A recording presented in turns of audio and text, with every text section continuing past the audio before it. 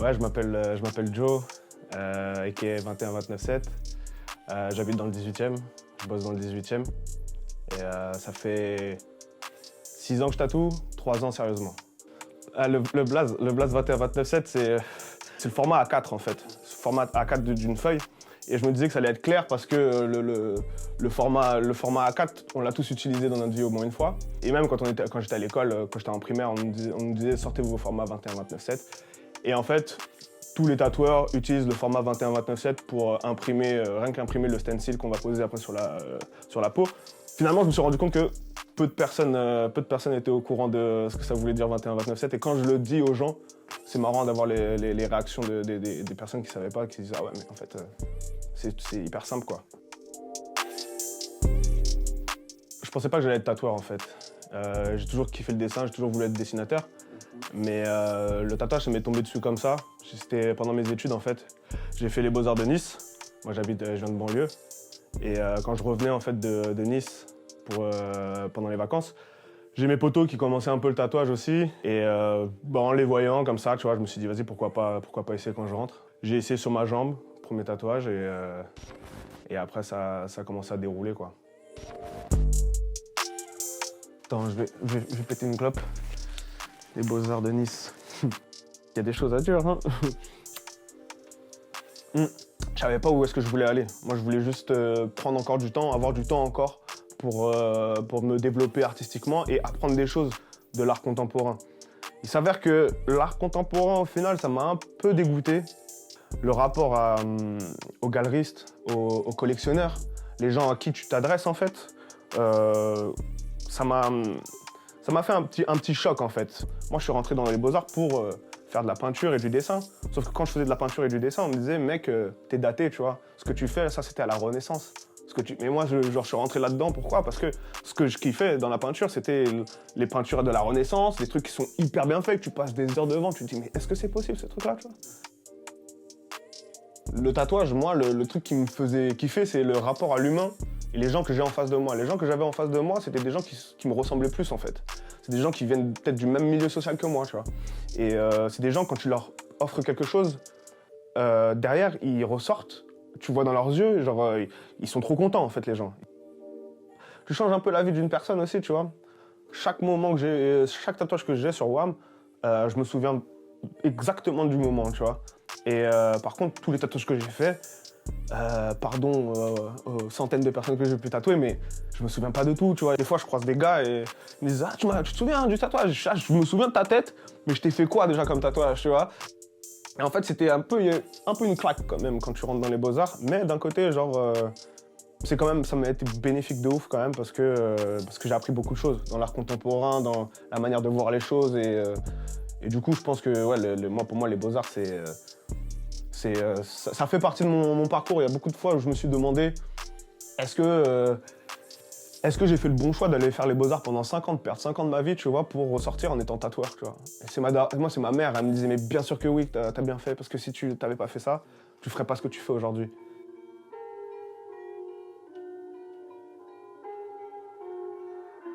Quand je suis sorti des Beaux-Arts, je me suis donné 1 an, en fait. Je me suis dit, ok, tu sors des Beaux-Arts et tu te donnes 1 an et tu vois comment ça se passe. Ici, dans 1 an, ça marche bien.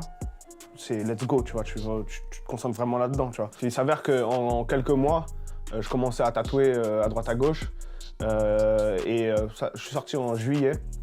Et en mars, j'étais dans un salon à Londres, à Saint-Bleu.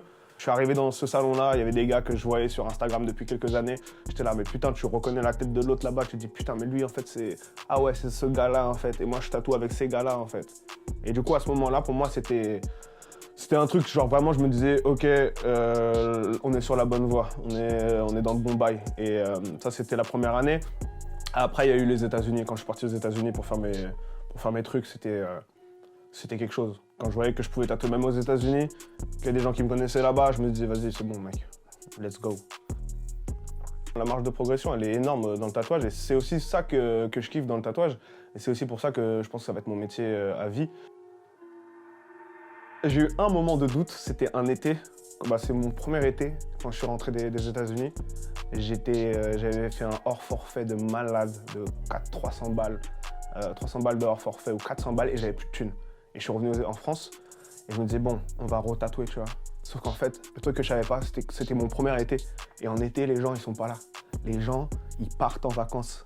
Personne se fait tatouer. Moi, la première année, genre en juillet, j'étais là, je faisais des stories, je faisais des posts. J'étais là, les gars, je suis là, qui est chaud, qui est chaud. Et personne de chez personne. Et là, je me posais vraiment des questions parce que, genre, même pour payer mon loyer et tout, ça commençait à devenir très, très compliqué. Et finalement, c'était mi-août, les gens reviennent en mi-août et c'était reparti en mi-août. Mais pendant tout le mois de juillet et les 2 premières semaines de août, j'étais là en mode qu'est-ce qui se passe? Qu'est-ce qui se passe? Est-ce que les gens vont revenir? Et en fait, les gens sont revenus. Et en vrai, sinon, à part ce truc-là, j'ai pas eu de doute, tu vois. Je sais que je suis focus, tu vois. Genre, quand je travaille, je suis là dans mon truc, je me dis, frère, si tu travailles et si tu travailles vraiment, il va rien se passer. J'espère. Hein. C'est que la santé, moi, qui me fait peur. C'est tout. Après, les gens, je pense que si tu es honnête avec eux, ça se passe.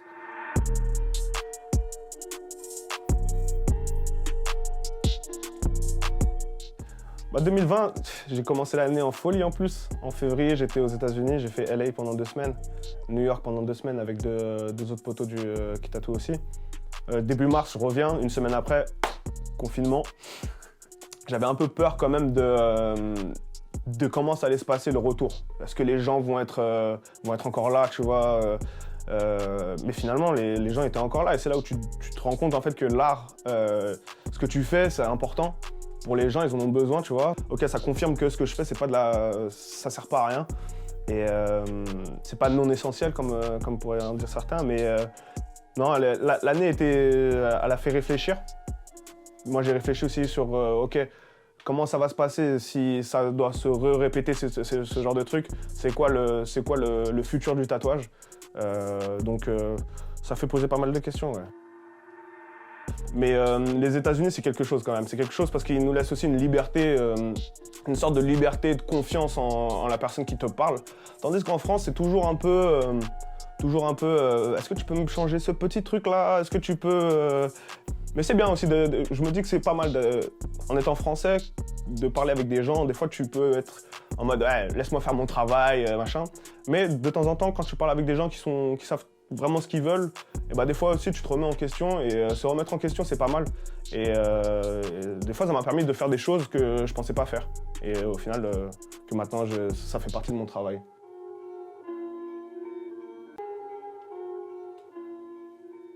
Mon style il est un peu assez spécial en fait. Moi je dirais pas que j'ai un style en particulier, surtout je travaille sur les lignes fines. Au tout début, je me prenais beaucoup la tête sur trouver mon style, chercher qu'est-ce que je veux faire. J'ai beaucoup travaillé sur les smileys sur ma première année de tatouage. En fait c'est marrant parce que le smiley, tu vois, tu peux, avec juste 2 yeux, un sourire, si tu rajoutes un petit élément en plus, tu vas pouvoir envoyer un autre message. Du coup, en travaillant là-dessus sur le smiley, et à côté de ça aussi les trucs un peu plus classiques, j'ai réussi à me faire une sorte de clientèle qui aujourd'hui, j'ai presque plus besoin de dessiner des trucs. Quand je parle avec les gens et qu'on essaie de composer ensemble en fait, moi j'aime bien savoir où est-ce que tu veux ton tatouage et qu'est-ce que tu kiffes dans mon travail. Et de ça, je vais développer avec la personne, développer un nouveau truc et donc voilà. Il y a quand même une petite vague en ce moment de tatoueurs à la ligne fine.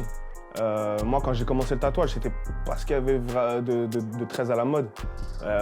Disons que ouais, il y a 4-5 ans, c'était plus ces trucs full black, des grosses lignes, des gars un peu de l'Est.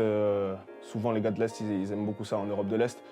Et moi, les gars qui m'intéressaient, c'était plus des gars qui viennent d'Australie, de Nouvelle-Zélande, des États-Unis ou d'Angleterre même. Et en fait, le truc, c'est qu'en analysant le marché un peu du tatouage, je me suis dit, tiens, c'est bizarre, mais on n'a pas beaucoup de mecs comme ça en France qui travaillent de cette manière-là.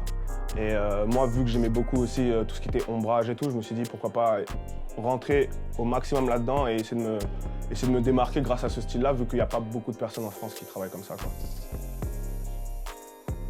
Il y a 2 types de machines. Il y a des machines à bobine et des machines rotatives. Moi, j'utilisais toujours de la coil, mais là, depuis peu, j'utilise de la rotative. Et c'est 2 manières de tatouer différentes. J'ai commencé avec de la 3. de la 3RL, c'est 3 petites aiguilles qui forment qu'une seule ligne, quoi.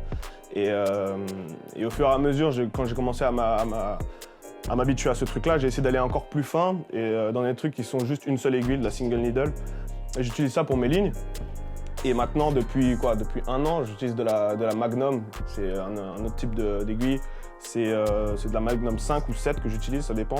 Donc si c'est de la 5, il va y avoir 3 aiguilles qui vont être en dessous et 2 autres aiguilles qui vont être au-dessus, avec une petite réserve entre les deux rangées, et qui me permettent d'avoir ce traitement-là un peu sur mes ombres, en fait, qui n'est pas le même que si j'utilisais de la lineuse. Il y a quelques pièces qui ont marqué un peu mes tatouages. Je pense à une pièce en particulier, après il y en a d'autres, mais une pièce en particulier que j'ai même pas pu réaliser, c'était un néon, que j'avais fait un néon Playboy quand j'étais à New York.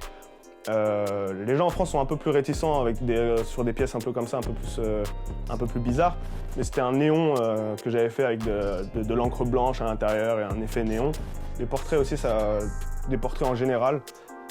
C'est des trucs qui, à chaque fois, c'est comme un petit défi et je vois le portrait arriver au fur et à mesure de la pièce.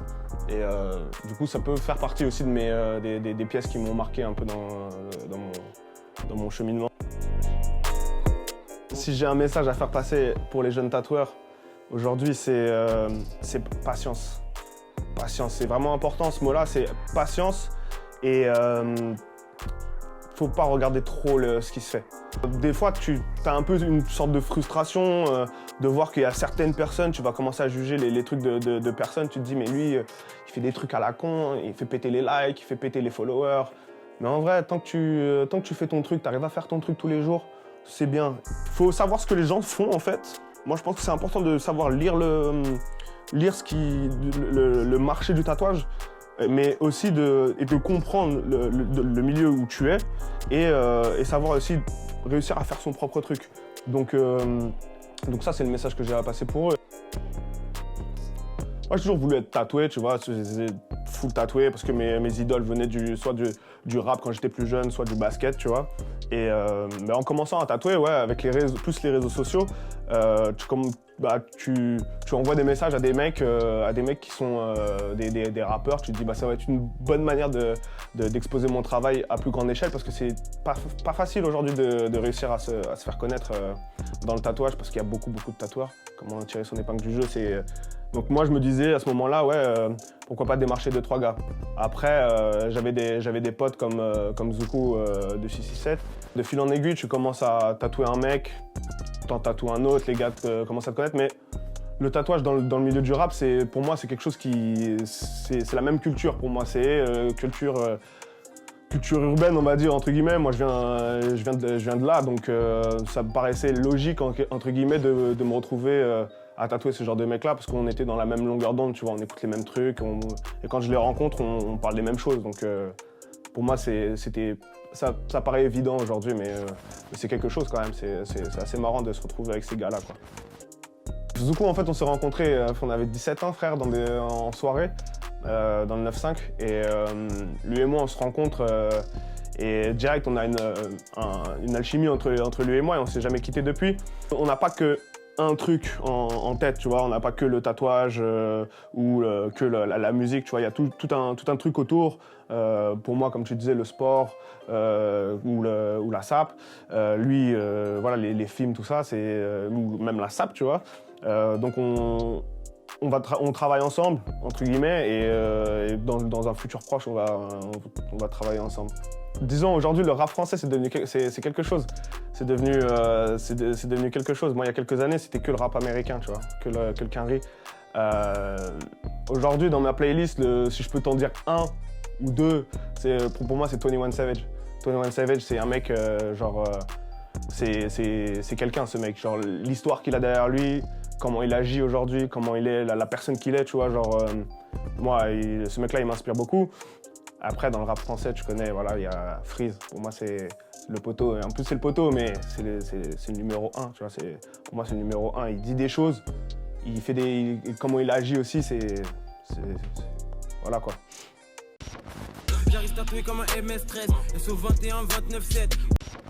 Qu'est-ce que j'ai fait dans le domaine artistique? En dehors du tatouage, en fait, il y a eu cette meuf qui a repris un peu le motif des yeux avec les étoiles qui pleurent des étoiles, qui ont refait ça en make-up. Et moi, je m'y attendais pas du tout, tu vois. Genre, je trouvais ça assez cool que la meuf reprenne ce truc-là. Il y a d'autres meufs qui ont fait ça. J'en ai fait un filtre sur Instagram. Je trouvais ça marrant de jouer avec ce filtre-là. Après, j'ai une collaboration avec un ami à moi des Beaux-Arts qui s'appelle Lucas Vidal. Grosse dédicace à toi, ma gueule. Alors lui, il a développé une technique de gravure sur des carrelages. Du coup, moi, on prenait mes motifs à moi de dessin et on essayait de composer ensemble des sortes de mosaïques. J'ai un truc aussi autour de la sape que j'aime bien me saper, tu vois, j'aime bien regarder ce qui se fait de nouveau. Et j'aimerais bien aussi me mettre ma petite touche de 21-29-7 dans la sape. Donc je vais me concentrer là-dessus. Et tatouage et ça, ouais. Tatouage et sape, j'ai essayé de faire plus de sape et de qualité surtout, parce que trouver des bons gars. Donc ouais, moi 2021, je vais rester le même, hein.